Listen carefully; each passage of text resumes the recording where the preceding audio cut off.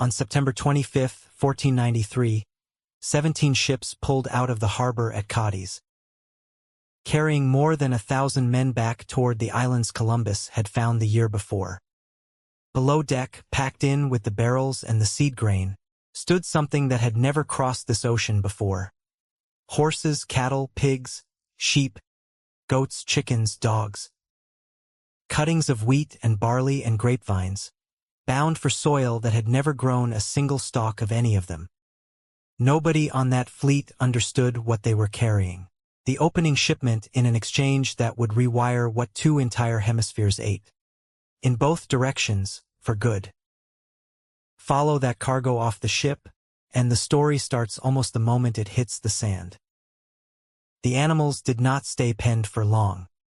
Spanish colonists let their herds loose on land with no wolves, no big cats, nothing that had ever hunted a cow or a pig here before. Within about a century, feral cattle ranged across the Americas grasslands in numbers nobody had planned for, and feral pigs tore through forests that had never had to defend against a hoofed animal at all. If you have ever eaten a steak off a Texas or Argentine cattle ranch, you were eating the great-great-grandchild of an animal that stepped off a wooden ship in 1493. The same ships carried something nobody had packed on purpose. Several of the pigs aboard were sick with swine influenza, and it spread to the crew before it ever reached shore. On Hispaniola, it reached the Taino people next, who had no prior exposure to it or to anything like it, and it hit them hard. That single fact says something the rest of this story keeps proving. An exchange this size never moves in only the direction anyone intended. Not every arrival off those ships went the other direction. Some of the most important cargo in this whole exchange traveled east. For nearly 2 centuries after it reached Europe, the single most reliable calorie source on the continent was, in France at least, against the law. The potato had come out of the Andes, domesticated around Lake Titicaca thousands of years earlier by farmers who bred it into thousands of distinct varieties for thousands of different microclimates. In Europe it was fed to pigs, treated with suspicion, and in 1748 formally banned by the French Parliament, on the theory that it caused leprosy. The ban lifted in 1772, largely because of one man. Antoine-Augustin Parmentier had survived as a prisoner of war on almost nothing but potatoes and came home determined to sell France on the crop that saved him. So he staged a trick. He planted a potato field outside Paris, posted guards on it all day to make it look precious, then pulled the guards at night so Parisians could steal what they now assumed was worth stealing.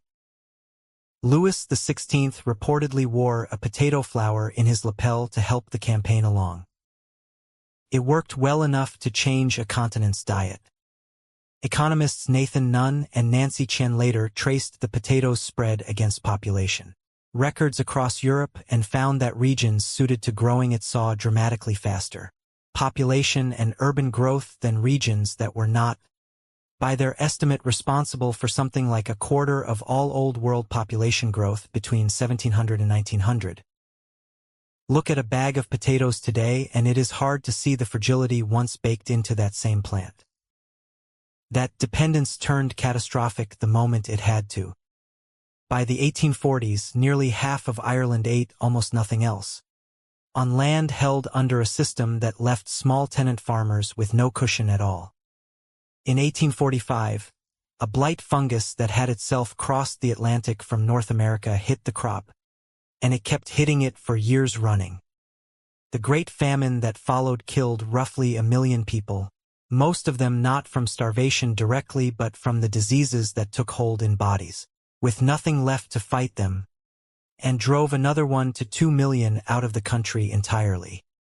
A crop that had helped build the largest population boom Europe had ever seen also proved, in one place, exactly how fragile a diet built on a single plant really is.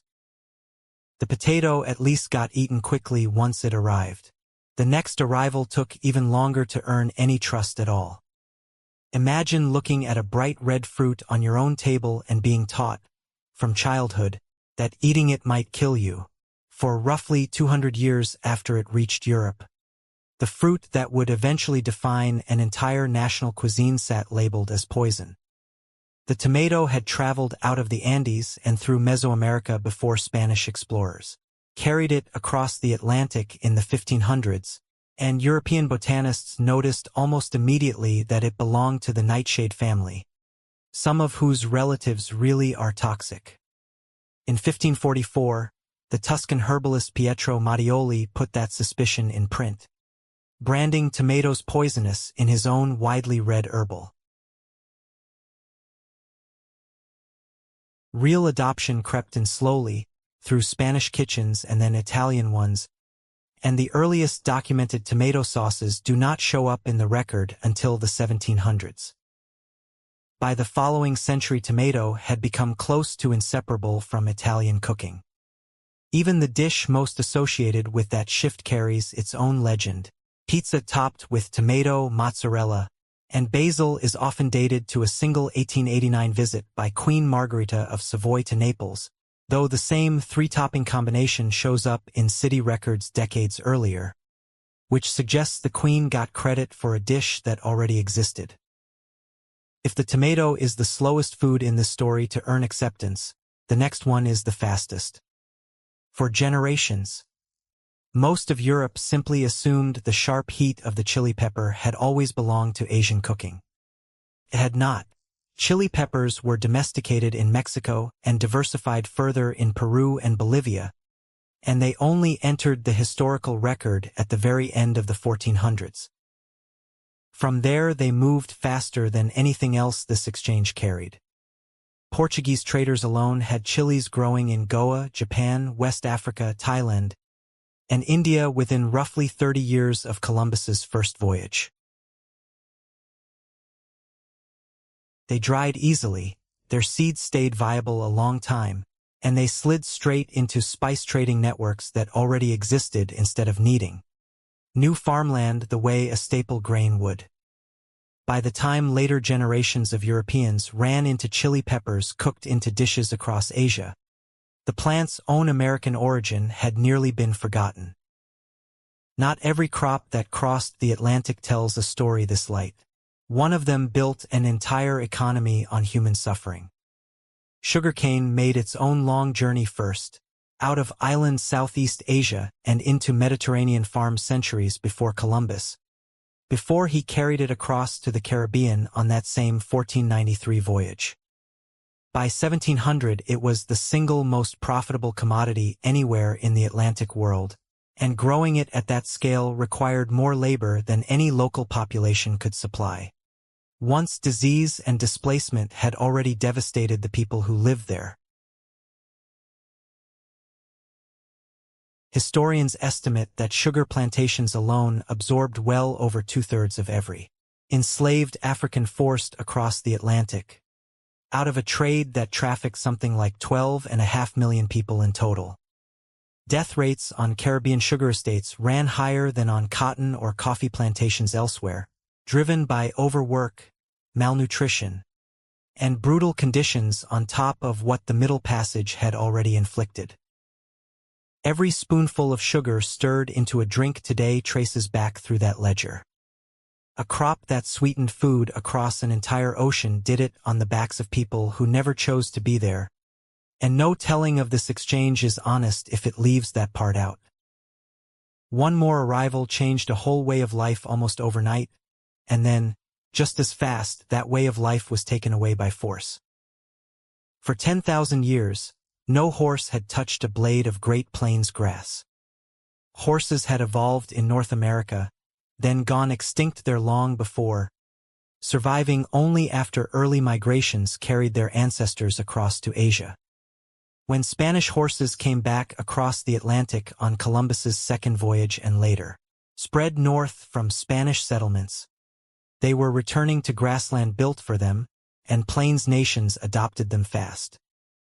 Before horses, hunting bison meant hunting on foot, driving herds toward cliffs in a technique that worked but carried real danger and real uncertainty. On horseback, the same hunt became faster, safer, and dramatically more productive, and within a couple of generations horseback culture had reshaped hunting, warfare, trade, wealth, and mobility across plains societies. Picture it from the saddle. The ground shaking under a running herd, and for the first time a rider fast enough to stay with it. That golden window lasted roughly a century, from about 1750 into the 1870s, and it did not fade on its own.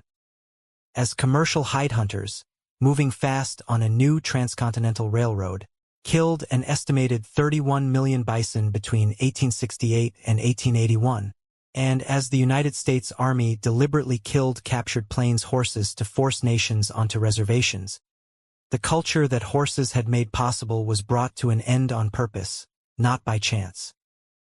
Every one of these arrivals solved a real problem and created a new one.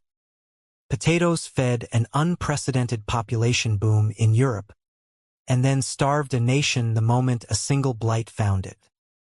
Livestock let colonists eat like they had never left home, and remade ecosystems that are still visibly different today.